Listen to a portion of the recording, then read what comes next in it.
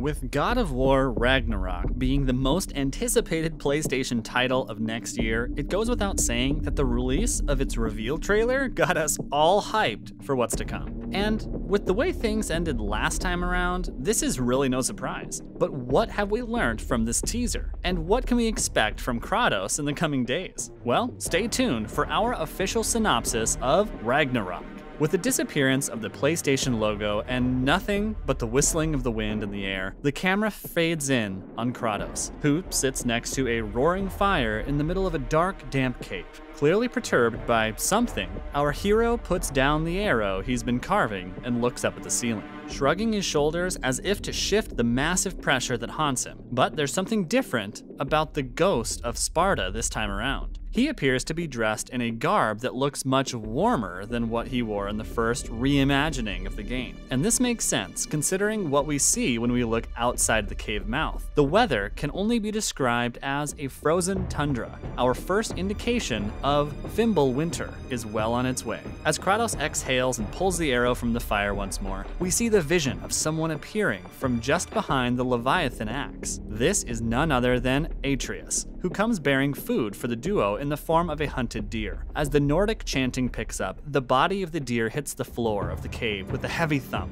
and as Kratos puts his knife away, the screen fades to black, only to be replaced by the logo of Santa Monica Studios. Suffice to say, Kratos has learned to trust his son, who was just learning to hunt days before. We then hear Atreus say, "Time is running out," as the camera fades into a scene where both he and Kratos are braving the frozen tundra of before. And as the cool air rushes across his face, we notice something unique about the demigod. Not only is the mistletoe piece that pierced the fist of Baldur no longer attached to his chest straps, he is also dressed in yellow to pay homage to his fallen mother. Remember, yellow is Freya's color, and that was even before Atreus came to know she was a Jotun from the realm of Jotunheim. We also see that Atreus has far more runic tattoos than he did in the previous game, signifying his growth as a character. He is no longer just the son of Kratos, after all, but the Loki of legend. And as it turns out, the glowing blue ball he focused on serves as another reminder of his Jotun roots. The name Hati can be seen inscribed on the ball in runic lettering. And although this has yet to be revealed, Hati is the name of the warg tasked with chasing the moon. According to legend, when the moon is caught by the creature, as well as the sun by his brother Skull, Midgard will darken and Ragnarok will begin.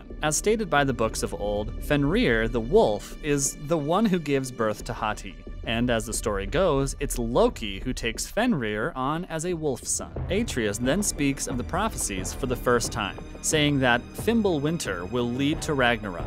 As the screen fades to black once more, the roar of Kratos brings us to another vision, this time with the ghost of Sparta and his son sitting upon a sled that is being pulled by two wolves. In the distance is another figure who appears to be running at the sled with malice in mind. As a voiceover of Atreus speaks of wanting to discover more about himself and the Loki he is supposed to be, we see the figure transforming into an eagle and then turning back into a woman with wild brown hair. This is none other than Freya, who brandishes a sword and seemingly secures herself as one of the antagonists of the coming installment. Remember, the witch is still angry with Kratos because of what he did to her son, who she had previously cursed with the inability to feel pain. Incredibly upset by his mother's actions, Baldur became the lackey of Odin, which caused him to cross paths with Kratos more than a few times. And just when he was set on squeezing the life out of Freya, Kratos stepped in and snapped his neck.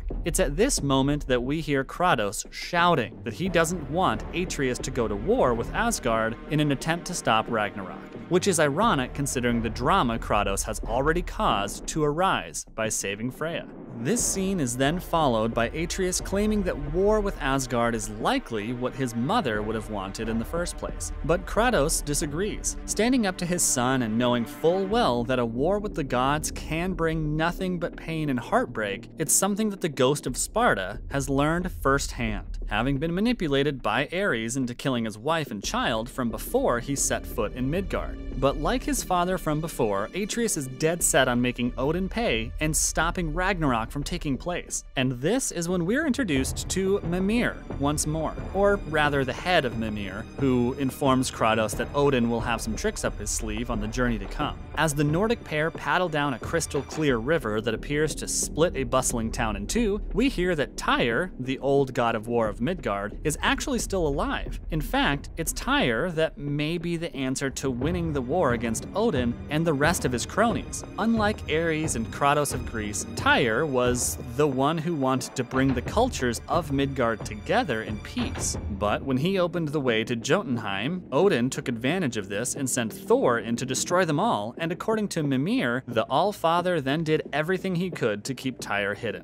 After witnessing the ghost of Sparta ripping creatures to pieces with his blades of chaos, we see that the relationship between Odin and Tyr is actually represented in both Atreus and Kratos. While Kratos wants to find a way forward without going to war, Atreus demands that he think like a general rather than a father, to which Kratos beams down at his son with a resounding no. The creatures of before are then replaced with Greek-looking soldiers, which make us think that Odin might have struck a deal with the gods of Olympus to keep Tyr locked up away from the source of his power. And if this is the case, it's really no wonder that everyone in Midgard believes that Tyr is dead. But as the scene continues, we hear the voice of a character we assume to be Thor, who was last seen outside the family home of Kratos in what we thought to be a dream sequence. With the focus now on the magical hammer, Mjolnir, as Kratos and Atreus stare on from the background. We hear Thor ask, "Are you a calm and reasonable person?"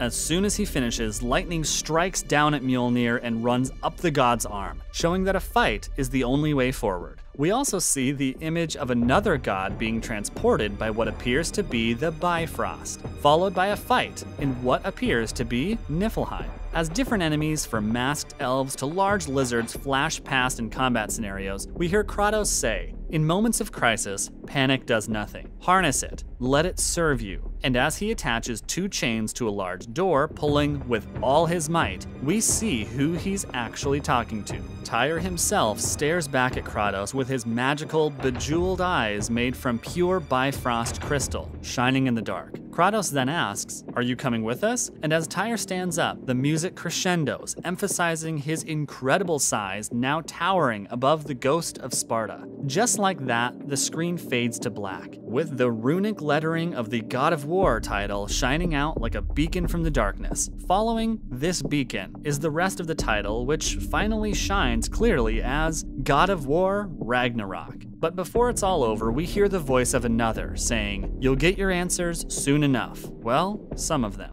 The screen then fades into a vibrant landscape of blooming flowers, and this is where we're introduced to Angrboda for the first time, the mate of Loki and mother of beasts. Suffice to say, things are about to get interesting for young Atreus. And there you have it, the synopsis of what is going to come from the latest installment of the God of War franchise. So what are you looking forward to most? And what role do you think Atreus will be playing in the coming of Ragnarok? Feel free to let us know in the comment section down below.